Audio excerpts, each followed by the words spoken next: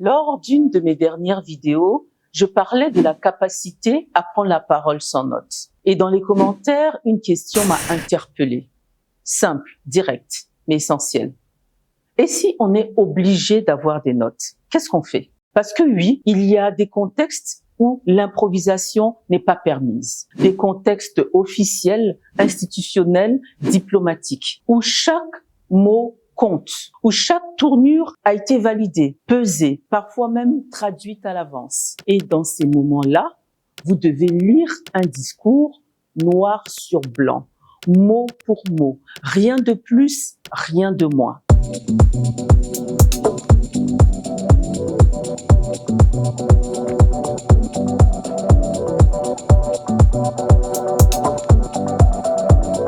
Alors, comment garder l'attention d'un auditoire souvent exigeant et parfois distrait? Comment éviter de ressembler à une voix monocorde, artificielle, qui transformerait même les plus grandes idées politiques en des berceuses diplomatiques? Le simple mot lecture suffit souvent à faire baisser l'énergie d'une salle. Et c'est bien là le problème.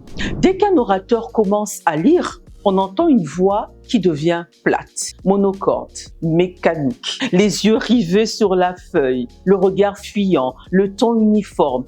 On reconnaît immédiatement le discours lu, mais non incarné. Ce n'est pas qu'une affaire de forme, car les idées les plus puissantes, les mots les mieux choisis peuvent souvent tomber à plat si la manière de les transmettre est absente d'intention. C'est là qu'on confond la fidélité au texte avec la neutralité émotionnelle. Lire un texte avec impact, ce n'est pas trahir l'écrit, c'est tout simplement lui donner vie, et c'est ce que vous devez faire. C'est le faire passer du statut de document à celui de discours vivant. Et cela commence par une prise de conscience. Ce n'est pas parce que l'on lit que l'on est dispensé de parler. Évidemment pas improviser, attention, n'improvisez surtout pas. Lorsque vous lisez et que vous essayez d'improviser entre quelques lignes, ça peut être la catastrophe, sauf évidemment si vous êtes déjà un parfait orateur et que vous êtes habitué à ça. Un discours est un acte de parole. Et lire ne doit jamais effacer la voix vivante de l'orateur, celle qui fait résonner le message. Alors, comment faire? On va le voir ensemble. La première chose, c'est de comprendre que ce n'est pas une dictée, mais plutôt une performance, comme les performances des acteurs. Pour cela, il faut être prêt, la préparation. Finalement, je vais parler de la préparation dans toutes mes vidéos. Pour ceux qui ne l'ont pas encore vu, je vais mettre le lien dans cette vidéo. Allez voir cette vidéo sur la préparation, c'est un mot magique. Alors, avant de lire un texte à voix haute, il faut l'avoir travaillé, il faut s'être préparé. Cela veut dire surligner les mots-clés, les mots sur lesquels vous allez appuyer, marquer les respirations, indiquer les silences, comprendre le rythme du texte. C'est exactement comme ça que travaillent les comédiens, les acteurs, avec les scripts qu'on leur donne. Ils n'apprennent pas les lignes, en fait. Ils découvrent le sens derrière chaque mot. Et toi, tu dois faire la même chose. Un texte n'est pas là pour être récité. Il est là pour être porté. Donc, le premier élément, encore une fois, partout, c'est la préparation. Le deuxième, c'est le regard. Le regard crée le lien. Le plus grand piège quand on lit un texte, c'est d'oublier ceux à qui on s'adresse. Or, un discours, c'est un échange et le lien se crée par le regard. Voici une technique simple. Lis une ou deux phrases mentalement, puis lève les yeux et dis-les. Mais attention, lorsque tu baisses les yeux, il ne doit pas avoir de silence. La technique, c'est de lire une phrase tout en mémorisant la deuxième et ensuite lever les yeux et dire la deuxième phrase. Par exemple, si je fais comme ça, je suis une personne de valeur. Je me sens bien. Si vous êtes d'accord avec ça, il y a des chances que vous ayez une forte estime de vous. Il s'agit d'un jugement de valeur concernant votre personnalité. En général, il s'agit d'une attitude. Je m'apprécie ou bien je me déteste. Typiquement, finalement, j'ai pris le goût de lire. L'art de la confiance en soi de Katie Kay et de Claire Shipman. Voilà le texte que je vous ai lu. Tu vois, à aucun moment, je n'instaure un silence de lecture.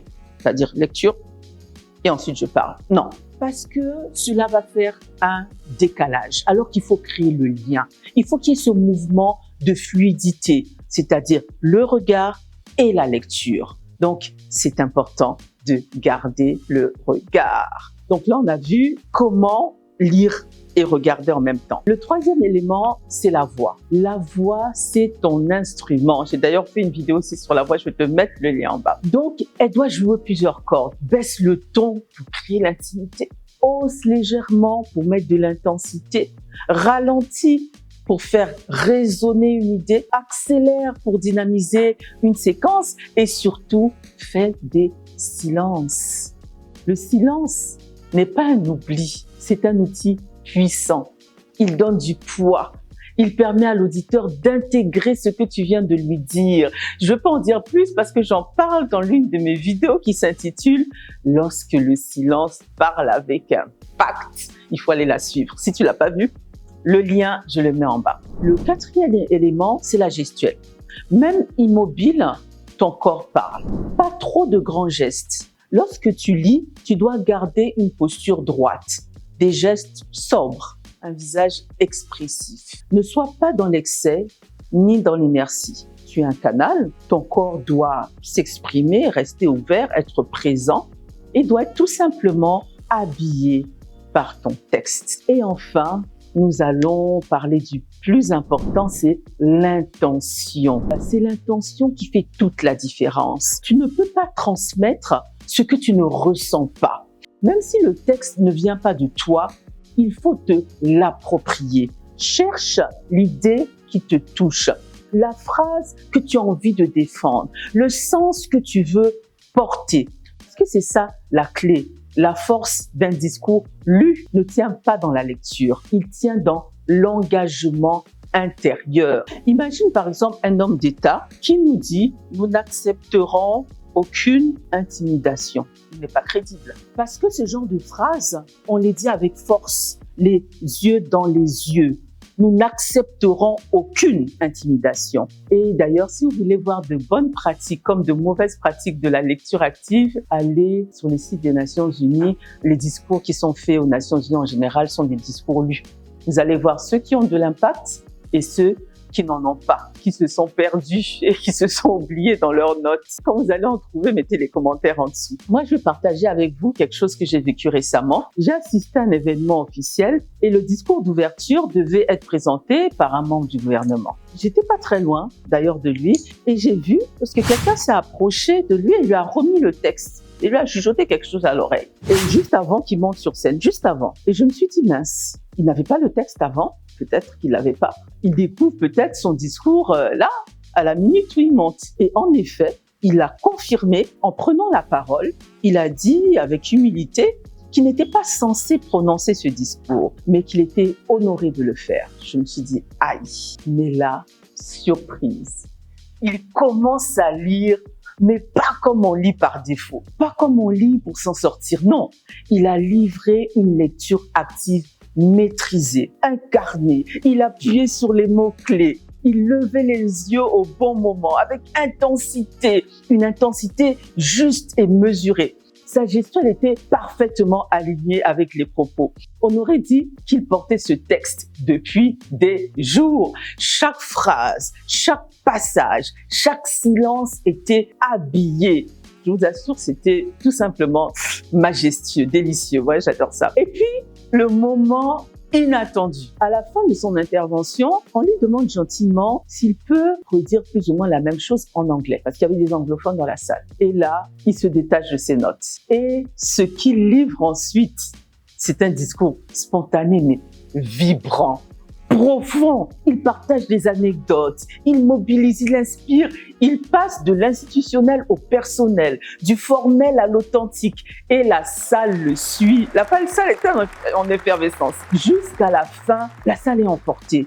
Je vous assure que c'était magistral. À ce moment, je me suis dit, qui m'a rappelé deux choses essentielles. Premièrement, même lorsqu'on n'a pas écrit un discours, même lorsque on le découvre quelques instants avant, on peut l'incarner si on décide d'entrer pleinement dans le texte. Deuxièmement, ce qu'il m'a rappelé aussi, c'est que dès qu'on se détache de ses notes, dès qu'on parle avec sa voix, avec son cœur, avec son propre vécu, avec sa vérité, on devient 2 fois plus vivant, 2 fois plus impactant, exceptionnel, ce que j'ai vu. En définitive, lire un discours ne devrait jamais être vu comme une contrainte. C'est une opportunité, celle de donner une voix à un texte. Et cette voix, c'est la tienne. Alors que ce soit dans un cadre officiel, une allocution formelle ou une simple intervention publique, ne laisse jamais la lecture t'éloigner de ta mission d'orateur. Prépare ton texte, travaille ta voix, regarde ton public, porte le message et cela, j'espère que tu le feras à ton prochain discours.